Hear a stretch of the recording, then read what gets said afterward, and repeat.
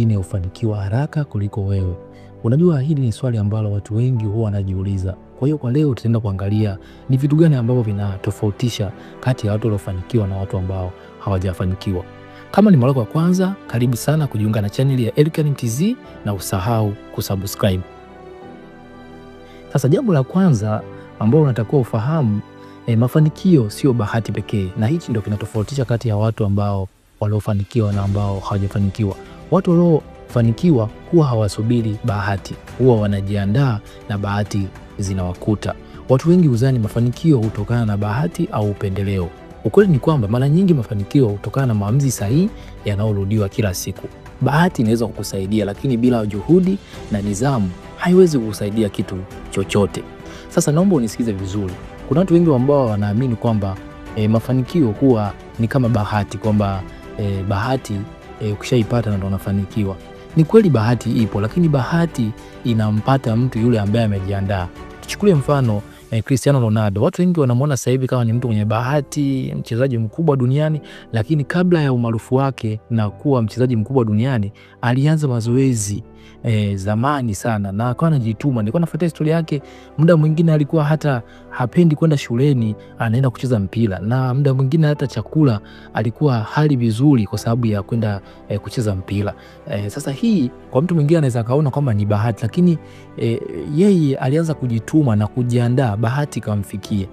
Kwa hiyo bahati huaga inampata mtu ambaye amejiandaa, lakini kama hujajiandaa bahati haiwezi kupata. Chukua mfano kama Ronaldo, alivyokuwa anafanya mazoezi na anaonyesha kipaji chake, ndio ikatokea timu ambayo kipindi kile ilikuwa ni kubwa, inaitwa Sport Lisbon, ndio ikamuona na ikamchukua na ikampeleka katika akademi ya watoto. Kwa kama angekuwa hajajiandaa, hajaonekana kama ni mchezaji ambaye ana uwezo mkubwa, asingepata hiyo bahati.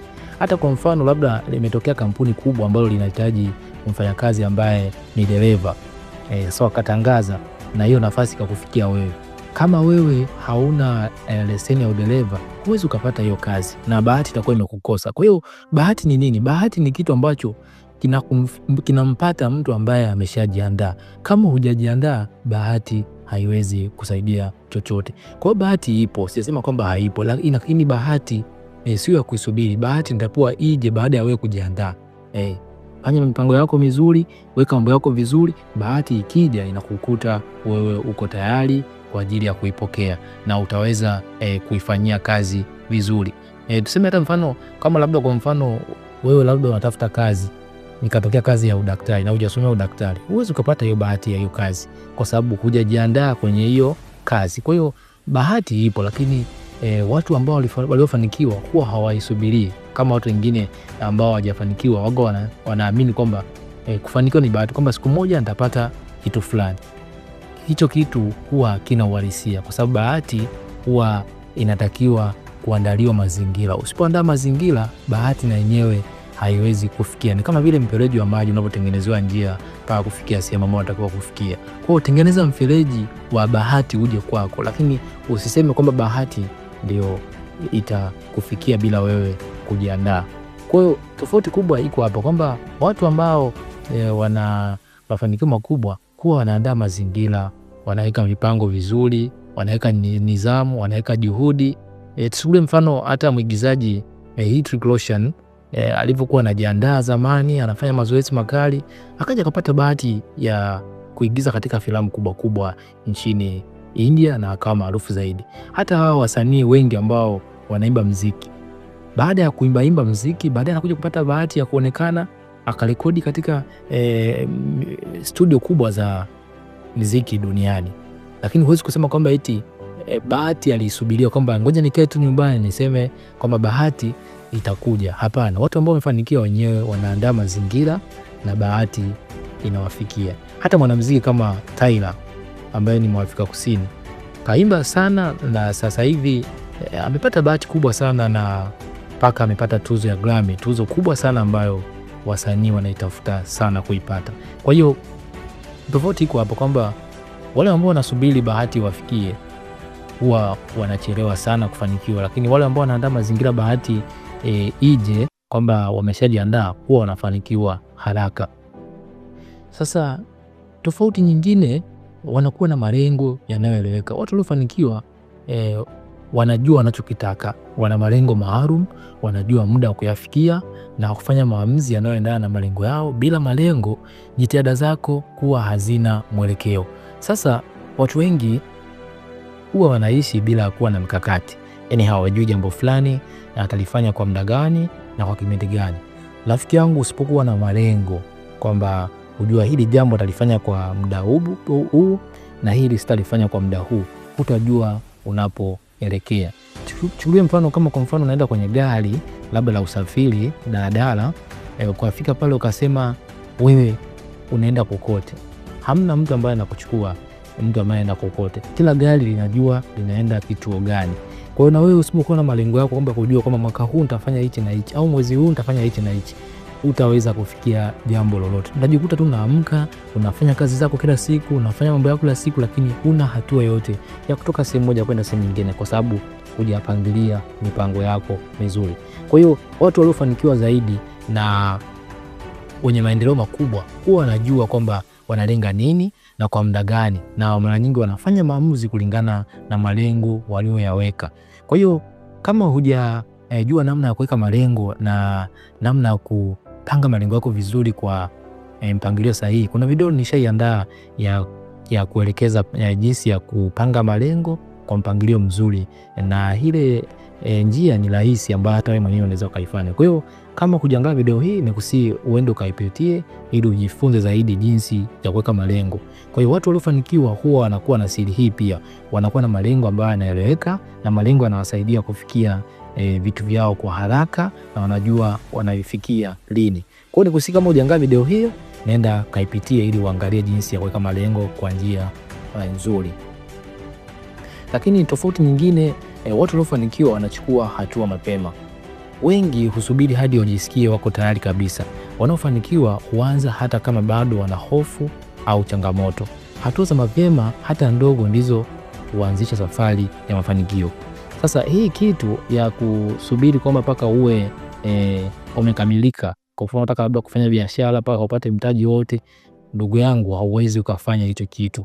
Watu wote ambao wameanza kufanya biashara kubwa, nilikuwa nafuatia historia ya Marvel, kuna kipindi walifilisika kabisa mpaka wakaamua kuwauza wale superhero wao. Walimuuza Spider-Man, wakamuuza X-Men, lakini pia wakamuuza na vitu kama waliwauza au superhero wawili ili wapate faida ya kuendesha kampuni yao. Hii inatufundisha nini? Kwamba usisubiri kila kitu mpaka kiwe sawa, kwa sababu walianzisha biashara hiyo ya Marvel Comics, lakini kuna kipindi walifilisika. Walivyokuwa wamefilisika, wakabidi wauze baadhi ya karakta wao, wakawapeleka katika kampuni zingine, wakapata mtaji, wakaja wakabuni biashara mpya ya kutengeneza filamu, mpaka leo wameusha kuwa kampuni kubwa duniani. Sasa hata wewe pia unapoanza kitu chochote, utajua changamoto za kuzikabili. Watu ambao wameshafungua maduka wana uzoefu mkubwa, na mimi hata na wewe utakuwa shahidi wa hilo, kuliko mtu ambaye hajafungua. Anajua namna ya kulipa kodi, anajua namna biashara inavyoenda, kuliko wewe ambao umekaa tu nyumbani unasubiri mpaka kila kitu kiwe tayari. Watu waliofanikiwa huwa hawasubiri kila kitu kiwe tayari. Anza leo, tafuta sehemu ambayo utafanya biashara hiyo. Kama huwezi, basi hata jina la biashara. Kama imeshindikana sasa hivi kuna urahisi zaidi, watu wanafanya biashara hata online. Usisubiri mpaka kila kitu mpaka uwe na frame kubwa, si iwe sehemu na kuna kiti, kuna feni, AC ndio uanze biashara. Kutakuja kufanya maendeleo yoyote, kwa sababu ukisubiri mpaka kila kitu kiwe sawa, hutachukua hatua yoyote. Kwa watu waliofanikiwa huwa wanachukua hatua mapema, hawasubiri kila kitu kiwe tayari. Hata kama ni kwa hatua ndogo, zinaanza taratibu. Ni kama mwanafunzi anapoenda darasa la kwanza, la pili, la tatu, mpaka siku moja amefika darasa la 7. Wewe unaweza kumdharau leo yuko darasa la kwanza, lakini baada ya muda utashangaa amefika darasa la 7, lakini kwa sababu alichukua hatua. Ila hamna mtu anayetoka darasa la kwanza kwenda la 7. Usidharau hatua ndogo. Mwanzo mdogo ndio unakuja kujenga hatua kubwa. Kwa hiyo hawasubiri mpaka akamilisha kila kitu, anaanza pale pale alipo, na hii ndio siri ya watu waliofanikiwa. Usisubiri mpaka kila kitu kiwe tayari, anza na pale ulipo. Lakini siri nyingine, wanatumia muda vizuri. Kila mtu ana masaa 24 kwa siku, lakini matumizi hutofautiana. Watu waliofanikiwa hupanga muda wao vizuri, hupunguza shughuli zisizo na faida, hutumia muda kujifunza na kujiboresha. Matumizi mabaya ya muda hupunguza kasi ya maendeleo. Unajua katika masaa 24 watu wengi wanatumia muda wao tofauti tofauti. Na unakuta mtu labda anafanya kazi masaa 8, manake amebakiza masaa 16 ya kupumzika. Lakini unakuta masaa 8 mengine anachezea simu au hafanyi kitu chochote cha maana, labda huko kivijiweni anapiga story. Lakini huo muda angeutumia labda kujifunza ujuzi mpya au kujifunza masomo mbalimbali, labda kusoma vitabu au kufanya kazi yake fulani ambayo inaweza kumjenga. Lakini hawezi kufanya hivyo kwa sababu anaona kwamba labda kile kitu hakiko sawa au hakijakamilika, au anasubiri mpaka apate kitu fulani. Ndio kama nilivyosema hatua iliyotoka hapo kwamba kusubiri mpaka kila kitu kikamilike. Kwa hiyo usipotumia muda wako vizuri hauwezi kufanikiwa, kwa sababu muda una faida kubwa. Masaa 24 usipoangalia vizuri utajikuta kila siku yanaisha bila kufanya kitu chochote. Amua leo, pangilia muda wako kwamba nikitoka kazini, baada ya muda nitapumzika labda masaa 4 au 3, baada hapo nitasoma vitabu, au baada hapo nitafanya kitu ambacho kitaniboresha au kunijenga katika maendeleo yangu binafsi. Baada hapo au nitafuatilia malengo yangu, niangalie kitu gani ambacho naweza nikakiboresha ndani ya wiki hii au ndani ya mwezi huu. Usipojua jinsi ya kutumia muda wako vizuri, hautajua namna ambavyo utaelekea au kufanikiwa. Nikupe mfano. Chukulia mfano unataka kuwahi ndege ambayo inaondoka saa 9:30. Umepita barabarani kukutana na watu wanatukana, wanataka kupigana. Na wewe huo muda ambao umepita pale ni saa 9 kamili. Hautakaa kuangalia au kuwasuluhisha, kwa sababu huo muda ambao umebakia wewe kuwahi ndege ni nusu saa, na hapo uko mbali na hiyo sehemu ya kuelekea kupanda ndege. Kwa hiyo utachukua maamuzi ya kukimbia kuwahi kwenye ndege. Hii inamaanisha nini? Mfano kwamba kila kitu kipangilia vizuri, utajikuta kabisa muda hautoshi na utachukua hatua haraka kwenda kutimiza lile lengo ambalo unalihitaji. Kwa hiyo issue ya malengo haiepukiki kabisa, kwa sababu ukiwa umepangilia muda wako vizuri utajikuta unasema hii nusu saa iliyobaki nikisema nikae hapa nianze kuangalia hawa nifanye hivi na hivi, utajikuta nachelewa ndege. Utaamua uwahi haraka. Hii inatuonyesha nini? Kwamba muda una thamani. Usipopangilia muda wako vizuri utajikuta unafanya vitu baadaye unakuja kushtuka imefika jioni, na wengi ndio wanakuwa wanafanya hivi. Sasa nichukulie mfano, ukikaa pale kwanza kusuluhisha na kusikiliza, labda huyu kafanya hivi, kamkosea hivi, utajikuta imefika saa 10 na ndege imekuacha. Uone kama umeshapoteza sehemu ambayo unataka kuelekea, au umepoteza labda kitu muhimu ambacho utakiwa ukifanye kwa hiyo safari. Kwa hiyo muda una nafasi kubwa katika kutofautisha kati ya mtu aliyefanikiwa na watu ambao hawajafanikiwa. Watu waliofanikiwa wana muda ambao wamepangiliwa vizuri. Hata watu ambao wamefanikiwa zaidi, huwezi ukaenda kuona United bila mpangilio. Lazima kupangilia kwamba saa 9:30 mpaka saa 10 tutaongea, au dakika 15. Lakini watu wengine ambao hawana nidhamu ya muda, unakuta anakuambia tu wewe muda wote. Ukiona mtu huyo, hiyo ni dalili ya kwamba huyo mtu hana tabia ambazo zinamjenga kumpeleka kwenye mafanikio. Anahitaji kubadilisha kutoka kwenye kutokutumia muda vizuri aelekee kwenye matumizi mazuri ya muda. Lakini siri nyingine, hawajilinganishi na wengine. Badala ya kuangalia maisha ya wengine, kujikita kuboresha wao wenyewe. Kujilinganisha kupita kiasi hupunguza kujiamini, huleta kukata tamaa na huchelewesha maendeleo binafsi. Ukitaka usifanikiwe ni kujilinganisha na watu wengine. Kujua mwenzako hivyo vitu amepataje au mafanikio yake anayafanyaje. Kwa hiyo usipokuwa na nafasi ya kuangalia maisha yako mwenyewe kwamba kitu gani kiboreshe au ufanye jambo gani ili upate mafanikio, uko unajilinganisha na mtu mwingine, hauwezi kufanikiwa. Watu waliofanikiwa wanataka ujifunze kupitia kwao, lakini sio kujilinganisha kwamba na mimi nataka nifanye kama alivyofanya vile. Hapana, jifunze kwamba huyu alifanya jambo hili na mimi naweza nikajifunza kupitia yeye nikalifanya, lakini sio kujilinganisha. Kama huyu amenunua gari na mimi ngoja ninunue gari. Huwezi kujua mwenzako kanunua gari kwa sababu ya kumsaidia kwa kazi yake, anatumia gari kufanyia biashara yake, lakini unanunua gari kwa ajili ya starehe. Huoni kama matumizi yanakuwa tofauti? Kwa hiyo usijilinganishe na maisha ya mtu ambaye hayafanani kabisa na maisha yako. Wewe na safari yako ya maisha ambayo unahitaji kuitimiza, na mwenzio ana safari yake. Unakuta wewe ndoto zako labda ni kuwa mwanamuziki, mwenzio ni kuwa labda mcheza mpira. Unaona kama kuna vitu ambavyo hamtashare. Kwa hiyo maisha ya mtu ni ya kwake binafsi. Ukitaka kuchelewa kufanikiwa ni kujilinganisha wewe na mtu mwingine. Anza safari yako popote ulipo, usijidharau hata kama ni kidogo. Anza hapo hapo taratibu, bila kukata tamaa, na utashangaa baada ya muda utapiga hatua kubwa. Sasa siri nyingine, watu waliofanikiwa wanakubali makosa na kujifunza. Wanaofanikiwa hawakwepi makosa. Tofauti yao ni kwamba ukubali walipokosea, kujifunza haraka na kubadilisha njia bila kukata tamaa. Makosa ni sehemu ya ukuaji, sio mwisho wa safari. Watu waliofanikiwa wengi huwa wanajifunza kupitia makosa.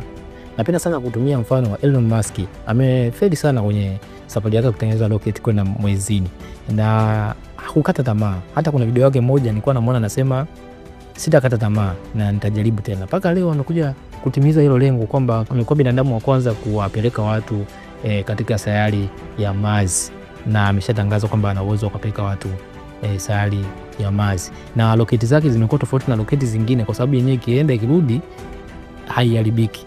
Yaani inarudi kama ilivyokuwa, inatua vizuri. Lakini alikosea sana, kuna muda alipata makosa mengi, lakini alijifunza kupitia kwenye yale makosa. Sasa watu ambao wanaogopa kujifunza kwenye makosa ndio wanachelewa sana kufanikiwa.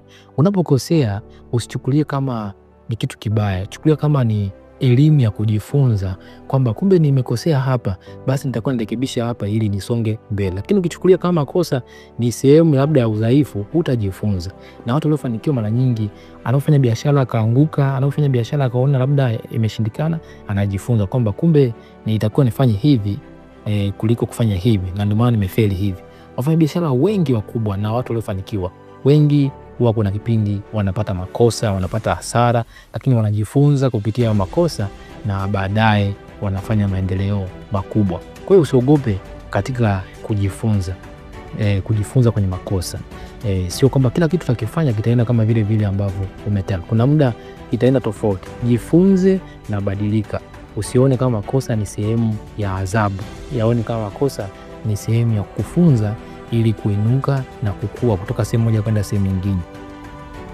Lakini watu waliofanikiwa pia mazingira yao yanawaunga mkono. Watu unaoishi nao huathiri fikra na mazungumzo ya kwako. Waliofanikiwa hujitenga na mazingira ya lawama, uvivu, kukata tamaa na huzungukwa na watu wanaohamasisha kufanikiwa. Sasa hapa kuna kitu cha muhimu sana. Hichi kitu watu wengi wanakipuuza. Rafiki yako ana mchango mkubwa sana wa wewe kufanikiwa au kutokufanikiwa, au watu wanaokuzunguka. Ukijizungusha na watu ambao wanazungumza maneno mabaya, hawana mipango yoyote, hawana malengo yoyote, utajikuta na wewe unakuwa kama wao. Kuna msemo mmoja unasema ukiwakuta wapumbavu 5 kwenye kundi moja na wewe uko pale, wewe ni wa 6. Huu msemo huwa kama unaonekana ni wa kawaida, lakini una somo kubwa sana, kwamba mazungumzo ambayo yanazungumzwa pale au mambo yanayozungumzwa pale huwa yanaathiri tabia. Taratibu utaanza kuona mambo yanabadilika ndani yako. Hata ukikuta kikundi fulani cha marafiki, utakuta rafiki mmoja anaongea lugha fulani au kichekesho fulani na mwingine anaongea hicho hicho, kwa sababu tabia huwa zina tabia ya kuambukizana. Kama mwenzako ana tabia labda ya kujifunza, basi na utapata ya kujifunza. Kama ana tabia labda kufanya maamuzi mazuri, na utajifunza tabia ya kufanya maamuzi mazuri. Lakini kama ana tabia ya kulalamika, kuwa mvivu, mtu ukata tamaa, na utajikuta automatic unaanza kuwa hivyo hivyo, kwa sababu marafiki wana nguvu kubwa sana, hasa mazingira yanayokuzunguka, wale watu ambao wanakaa nao muda mrefu, ya kukujenga au ya kukuharibu kutoka sehemu moja kwenda sehemu nyingine. Kwa utafuta marafiki ambao watakutia moyo, watakuhamasisha na watakusogeza katika nafasi ya kuinuka, sio ya kurudisha chini. Kwa angalia marafiki ambao wanakuzunguka. Ukiona marafiki ambao hawana mipango yoyote, hawana malengo yoyote na hawakuhamasishi chochote kuhusu mafanikio, hao ndio wanakurudisha nyuma ili usifanikiwe haraka. Lakini watu ambao wamefanikiwa na wao uwezo wakuta wanakaa na kila mtu, wanachagua. Na ndio maana hata kwenye ndege wao kuna first class, wanakaa tu na biashara. Wafanya biashara ndio wanakaa sehemu hiyo. Kwa sababu ya hii tabia ya maneno au vitu vina uwezo wa kuambukizana kwa watu ambao wanakuzunguka. Kwa uchunga sana watu ambao wanakuwa karibu yako, kwa sababu hao wana mchango mkubwa katika kukujenga au kukuharibu. Sasa Tofauti nyingine ni nidhamu. Tofauti kubwa sio elimu, akili wala fedha pekee. Tofauti kubwa ni nidhamu ya kufanya kinachotakiwa, uvumilivu na uamuzi wa kuendelea hata wanapokutana na ugumu. Sasa nidhamu ni kitu ambacho nakifanya hata pale ambapo unajisikia hauhitaji kufanya. Kwa mfano kama unataka kufanya labda mazoezi labda ya kupunguza uzito, huwezi kufanya tu siku 2 ukaacha. Au unataka kufanya biashara, huwezi kufanya biashara tu kwa mwezi mmoja ukaacha. Lazima uendelee, hata kama ukutana na kitu kigumu unaendelea. Ukiangalia biashara kubwa ambazo zimefanikiwa duniani walipitia kipindi cha kufilisika. Hata kampuni ya Coca-Cola ule mwaka wa kwanza wa kutengeneza hiyo soda Coca-Cola hawakuuza soda nyingi, lakini baadaye wamekuja kuwa kampuni kubwa sana duniani ambayo inafanya biashara kubwa, na mpaka leo hakuna kampuni ambayo inauza vinywaji kwa asilimia kubwa kama Coca-Cola. Kwa hiyo nidhamu ni kitu ambacho ni muhimu sana katika mafanikio. Watu ambao wamefanikiwa zaidi wanakuwa na nidhamu, wanajua hichi kitu nitakuwa nikifanya hivi na bila kuacha. Sasa watu wengi wanaamini kwamba watu waliofanikiwa labda wana elimu kubwa, labda wana akili sana, au kwa sababu wana fedha nyingi, lakini sikufichi nidhamu pia ni muhimu sana, kwa sababu usipokuwa na nidhamu ya kuzingatia jambo fulani na kulifanya jambo kwa muda fulani hautaweza kufanikiwa, kwa sababu nidhamu ndio inakusaidia kuvusha katika hatua moja kwenda hatua nyingine.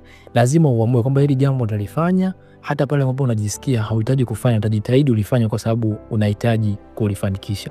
Kwa hiyo nidhamu ni muhimu sana.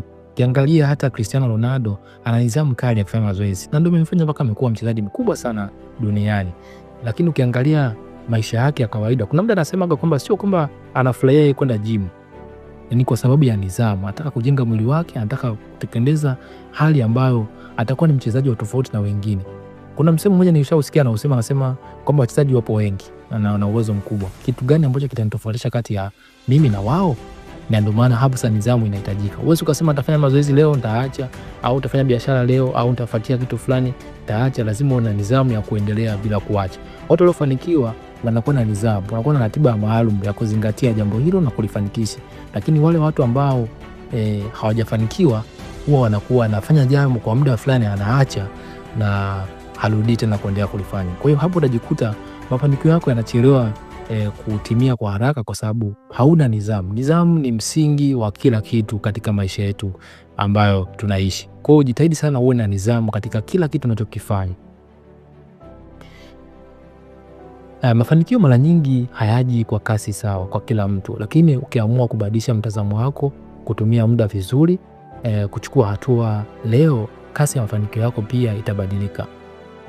Kwa sababu unajua sio kwamba kasi ya mafanikio itakuwa sawa kila mtu, na hii inatokana, kuna wengine atakuwa hana nidhamu, kuna mwingine atakuwa hana malengo vizuri, hajapanga vizuri, au mazingira yanayomzunguka. Kwa hiyo ndio inatofautisha, lakini kanuni ni hizi kwamba usipokuwa na mazingira ambayo yanakusapoti, au usipokuwa na mipango mizuri ambayo inakusaidia kujua unatakiwa ufanye kitu gani na usifanye kitu gani kwa muda fulani, na usipokuwa na nidhamu, hapo sasa mafanikio ndio yanatofautisha kati ya mtu mmoja na mtu mwingine. Kama darasani, mnaweza kuwa mnafundishwa wote, lakini kuna mmoja akawa anaelewa zaidi kuliko mwingine.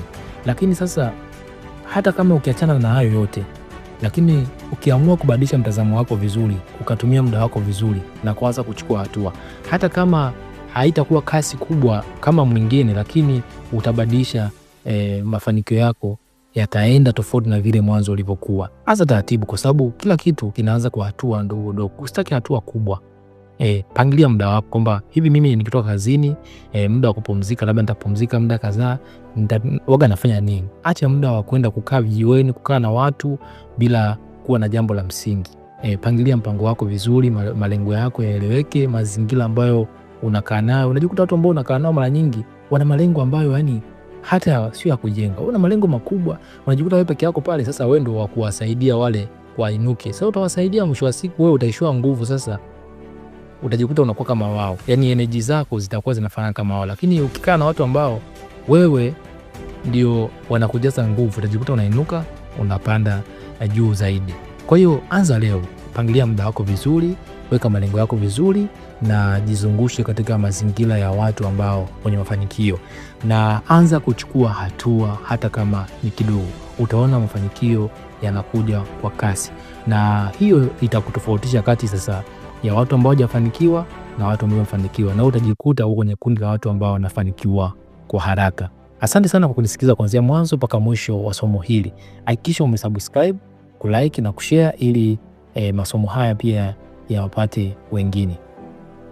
Asante sana kwa kuchukua muda wako kunisikiliza kuanzia mwanzo mpaka mwisho. Tukutane kwenye somo linalofuata. Bye.